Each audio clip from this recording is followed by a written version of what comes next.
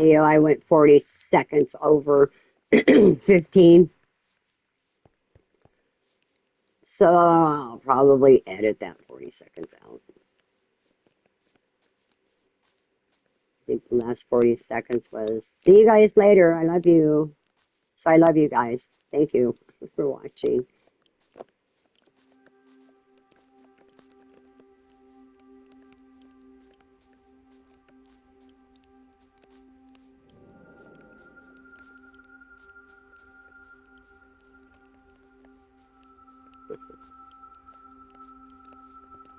This, I got a lot of stories about my brothers too, and my sisters.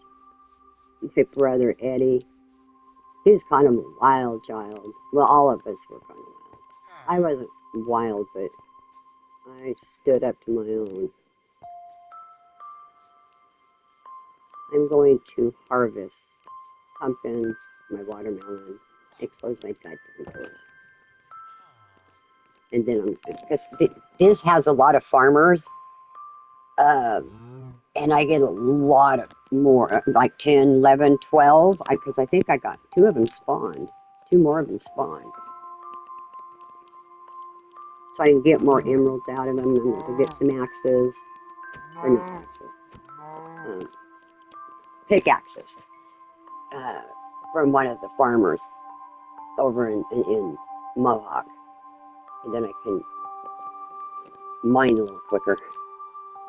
Last time I just did it with, the stone, cobblestone.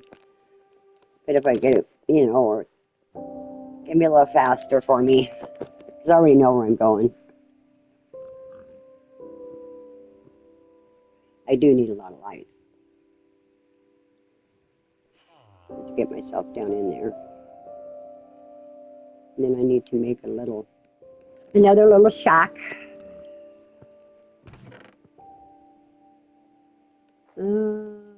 Might not have enough cobblestone.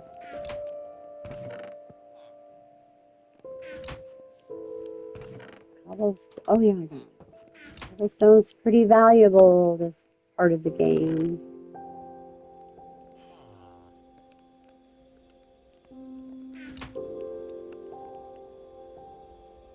Made some stone. I think you need stone for the enchanter, don't you?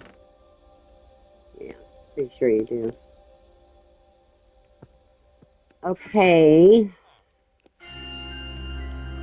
So we're gonna harvest. I got a lot of watermelons, look at that. Yeah. Watermelons, pumpkin,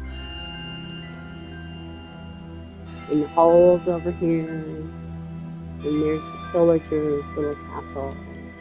And right over here someplace you can see the portal. There it is, right there. You see the portal. I'm gonna take that mountain off, all that grass, and then I'm gonna take all this dirt off here and build my little box down there. That's a good one. Oh man. And I know it attaches to all these other ones. And over there is the village, the 3rd village. And then this here, some of you have seen the ones that are on the round. Yes, I follow my path. Kind of cheesy, but I follow my path. So see, this here is going to be all cut out. Probably about from here on down here. It's going to be steps. And then when you get over here, this will connect with the tunnels I'm going to make from the hole.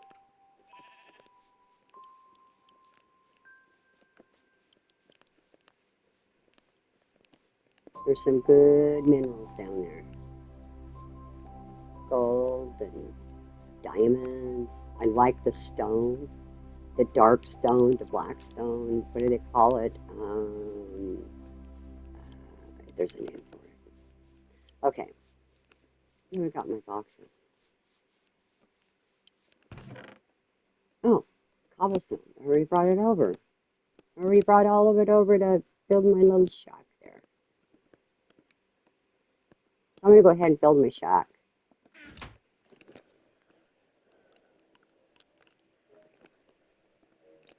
You guys want to watch? Maybe I ought to clean out the dirt first and then I'll build. That's what I'll do. I'll go down there and clean out the dirt, level it all out, plug up a couple holes, and then I'll talk about the making the building. Yep. So anyway, getting back to my brother Eddie, we were raising chickens, and because we lived down at what we called the Feather River Canyon, and because Mom had so many kids, you know, she didn't want us to get crazy in Quincy, and because my brothers were wild. I mean, they've gotten always so much trouble, and they were mountain boys. I mean, they made swords to go down to the river and have sword fights off of a big white rock. You know, the river flowed into the Feather River. And so we were all home one afternoon, and usually in the summertime we'd just walk down to the river about a mile down there and a mile back. So we'd spend all day down there and eat fruit off the trees and blackberries and stuff when they came ripe. So I said, Karen, put your head on that chopping block. And I said, no. He goes, I promise I won't cut your head off. I says, no. And so I did it anyway. And when I put it down, my head down there in that chocolate, I was only like 4 years old and trusting my brother. So I put my head down there, and within a split second, I lifted my head up and he hit the block. And I was like, you almost chopped my head off. He goes, I wouldn't have chopped your head off. I go, but you came within seconds, I almost chopping my head off. He goes, well, I wouldn't have really done it. So I don't know how old he was when he passed away, in his 50s. He goes, Karen, he goes, I really wasn't going to chop your head off. I said, well, it sure felt like it. That's how wild we were. And when they'd get mad at me, they'd tie me up outside on the porch at night. Didn't think I was going to get out, but I did.